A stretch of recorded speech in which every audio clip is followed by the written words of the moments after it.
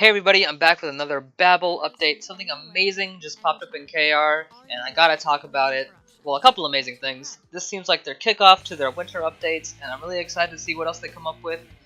But this is amazing, this is great. Unfortunately, this will not be a first reaction from me because one of my friends on Discord ruined it.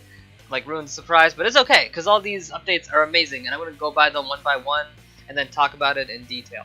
So the first thing is reaching level 99 adds a quest to obtain a resonance reset scroll. This is really nice because resetting your resonance is really cool because resonance is so important, and trying out one thing, trying out another thing is really great.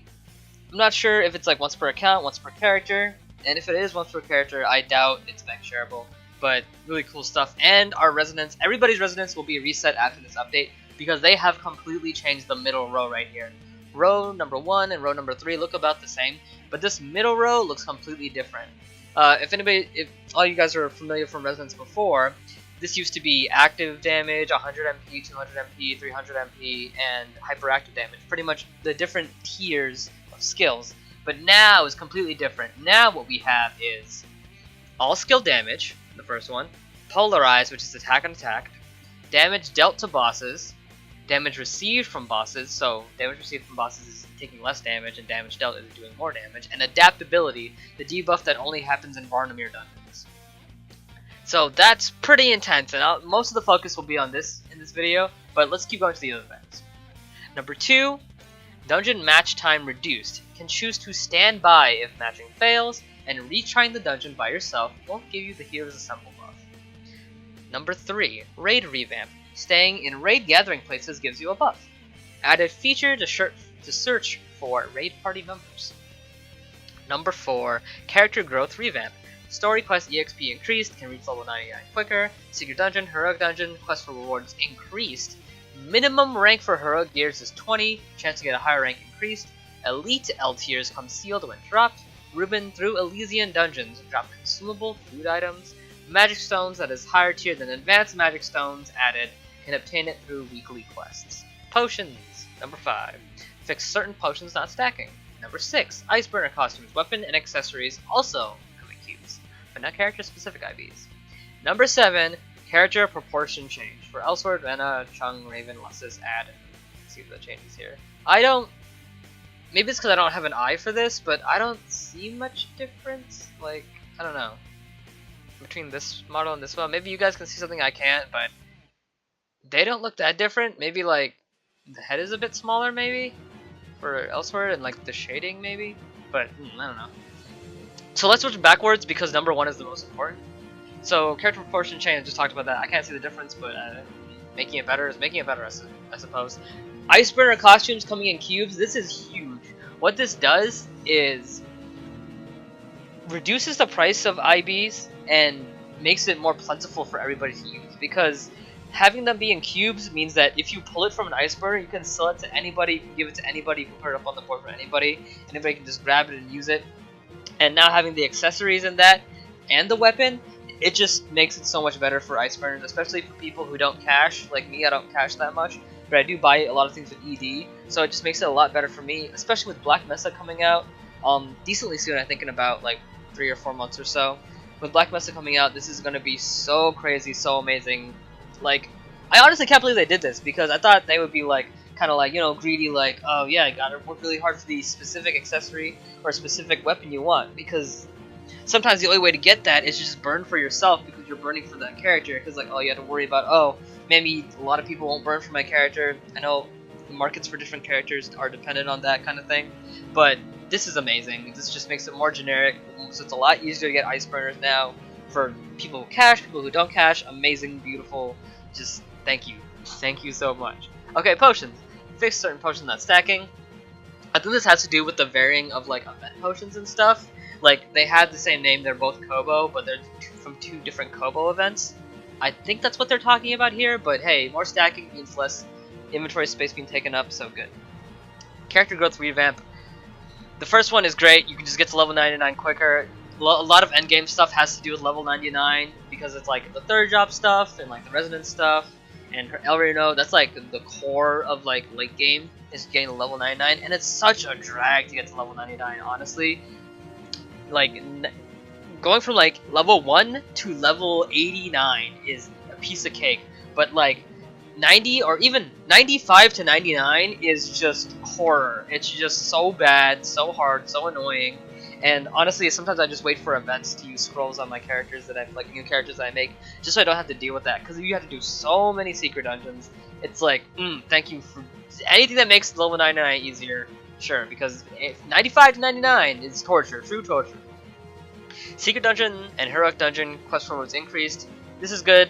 Secret dungeon and heroic dungeon stuff is decently good, especially heroic dungeon stuff is really good. Not as good as Arena Node, obviously, but having this stuff, like getting this stuff easier, just helps a lot better. Because secret dungeon stuff, you can get that in a day at best, and then just having more quest rewards from that, you can just get that easily.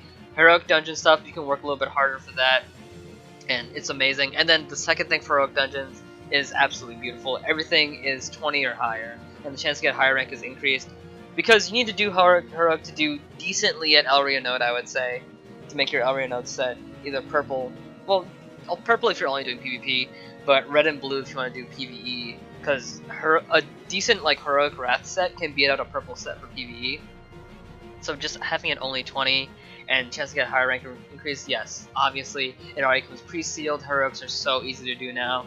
Like once you hit that level 90 range, go for heroics. Like just go for it. You can even skip secret dungeons, I would say, and don't even touch Henair. Just go for heroic. Heroic is so easy to get now.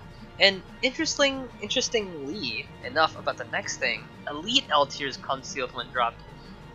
That's interesting. I think what they're trying to do is make it so high level stuff is still hard to get, but like low-ish level stuff to reach up there is easier to get. So now you don't need to like use your purple seals, because purple seals are kind of annoying to get, more annoying than gold seals sometimes. So if you want to sell your purple stuff, then you don't have to worry about, oh, I need to buy a seal. Is that even worth spending the money to buy the seal to sell this? Now you can just sell it willy-nilly because the elite L tier already comes sealed. And some people might wonder, like, oh, why come the elite, like, the unique ones don't come sealed, because that's like what everybody wants. While it is true, I think what they're trying to do here is make it so that stuff is still pretty hard to get. So if you want to seal, you can still use gold seals, and gold seals I think is like the only seal that they want to be sellable. Maybe that's kind of like the conclusion I'm coming to. They still want that to be more difficult because they want the elite stuff to be like, okay, get your like medium gear as best as you can, and then work towards like super amazing unique gear that comes with L tiers. But elite stuff is still good. Like having like, I think elite all skill damage is like 36. That's still a lot, and like 10% for all your skill damages is really good. Like if you get 4 elite L tiers for the skill you want, that's still 40% to one of your favorite skills. Like that's still amazing. So again, great change. Moving through Elysian dungeons drop consumable food items. I think they're just eliminating the middleman, which is getting food material items, and so you just straight up get the food items. So that's nice. Saves time. Magic Stone that is higher than advanced magic stones added can be obtained through weekly quests. I don't know if they're talking about Sage Stones or a tier under Sage Stones, but above advanced magic stones. Advanced magic stones are like that round red one. There's the blue one, then the red one, and then Sage Stones, like the gold one, is like the best stats you can get. So I think what they're adding is something above advanced, but under Sage. That's the best thing I could think of. Or this is talking about Sage, because Sage is better than advanced magic stone. But we'll see. We'll see. It seems nice though, because I know they added Sage Stones to PvP, which is pretty cool. So Raid Revamp. Staying in Raid Gathering Place gives you a buff. I think this is very similar to the Hot Springs buff. I wonder if it's stackable. I wonder if maybe it's not stackable, maybe it replaces Hot Spring if you get like one or the other. I assume it comes with adaptability because, come on, it's for Raid. Of course it'll have to come with adaptability. Or maybe it won't, because Raid adds 50 adaptability anyway. I don't know. But hey, free buffs are free buffs. Added feature to search for raid party members. This is really cool because a lot of times, for me at least, I had to find raid parties through PvE Discord, and like it's very not intuitive to find raid parties because you kind of can't queue for raid because no one really queues for raid. Everybody finds pre-made parties. So just having a feature to search for that, raid needed this a long time ago, and better late than never. Honestly, better late than never.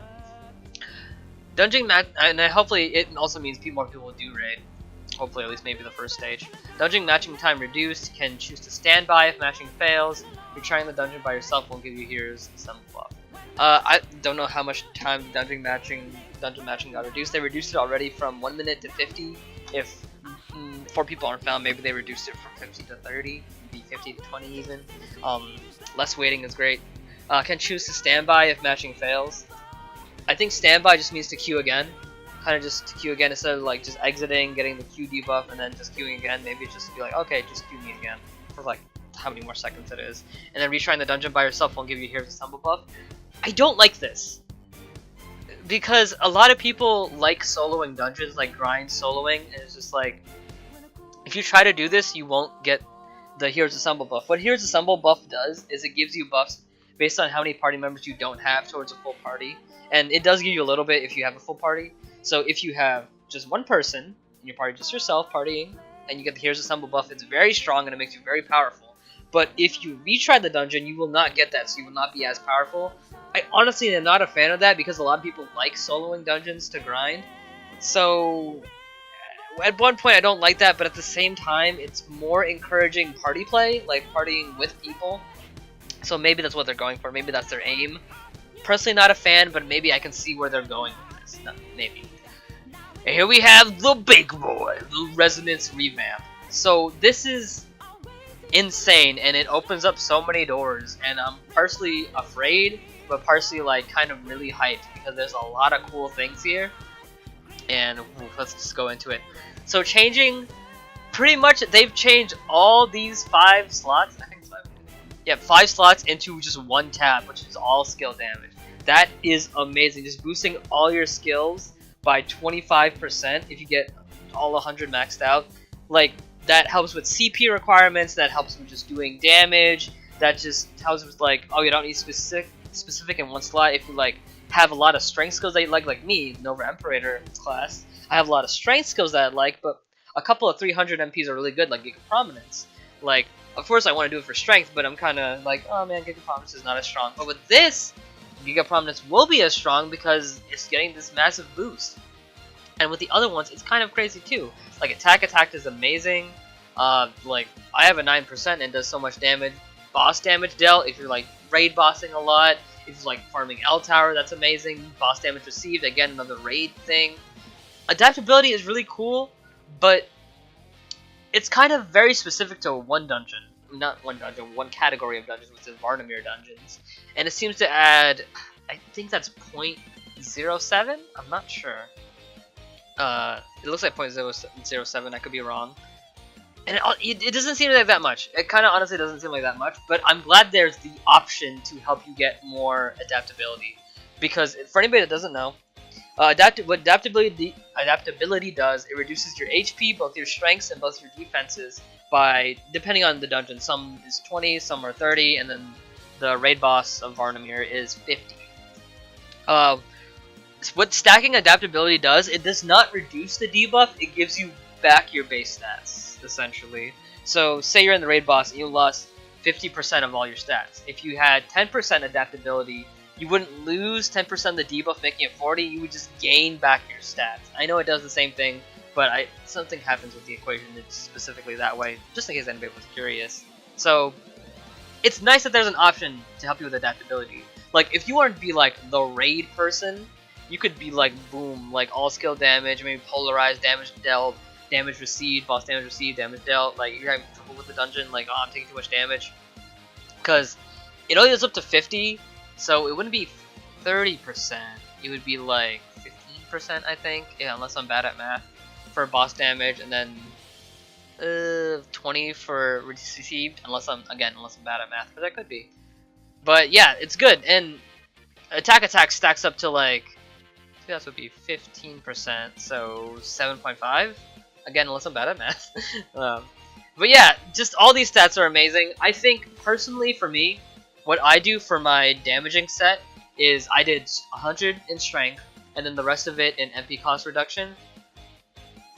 I might do the same, or I might mix it up with maybe polarize or boss damage dealt. Maybe. I'm still thinking about it. But definitely 100 into all skill. I think that's the minimum for me, and maybe that should be the minimum for everybody else unless you're doing a super tanky build with like boss damage received specifically for raiding. For me, it's gonna have to be still all skill damage 100. And what that will change for me, that will just increase my bravery skills by so much more. Giga Prominence is just one skill, but that one skill does amazing damage, and having that be boosted 25%, it's a spectacular. And this is such a big thing for a lot of other classes too. And I'll probably still keep my MP cost, but maybe I might dip into Polarize, I might dip into boss damage. Like, I'll think about it. And we do have that reset scroll, and I do have a lot of resonance coins, like resonance reset coins from the Halloween event. So I will definitely be experimenting on this. I hope you guys will experiment on this too. Elsword KR, don't know when they're getting this.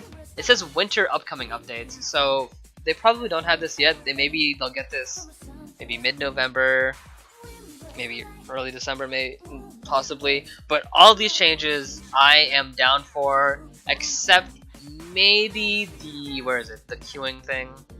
Yeah, retrain the dungeon by yourself won't give you the Heroes Assemble buff. I'm kind of iffy on that one, but everything else I think is amazing. I also still can't really see the changes between the two models, but everything else I'm down for. This resonance thing is amazing.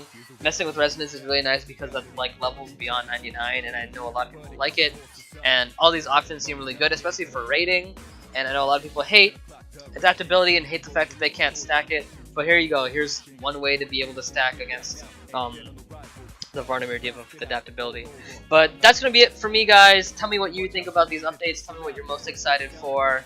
Tell me like more things they could do. You know, like all these quality of life things. Every time they do a quality of life, it's always been amazing. Still nothing on that mail thing though. That's the one quality of life they still haven't done about like, oh, you sold an item, you sold an item. It's clogging up my mailbox. Since like one of the only quality of life things they haven't done that I always suggest. Also, adding more NPCs to PvP, but that's more of that's not really quality of life. That's more like a PvP update. But anywho, here we go. Changes to L Resonance. Tell me what you would change about your L Resonance. Would you even change your L Resonance at all? Tell me if you like any of the other 4 options. But that's gonna be it from me. Have yourselves a great day, and I will see you guys next time.